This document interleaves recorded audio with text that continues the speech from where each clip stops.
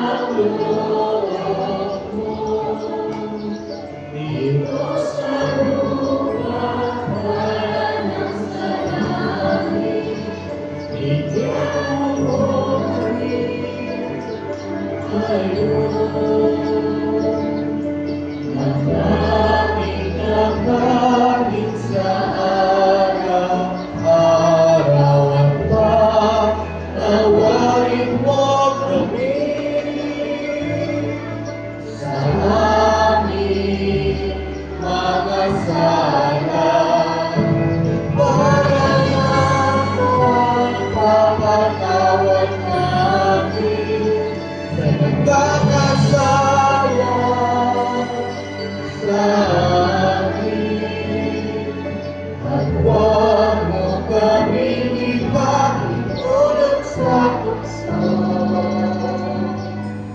Pagkatya mo kami sa lahat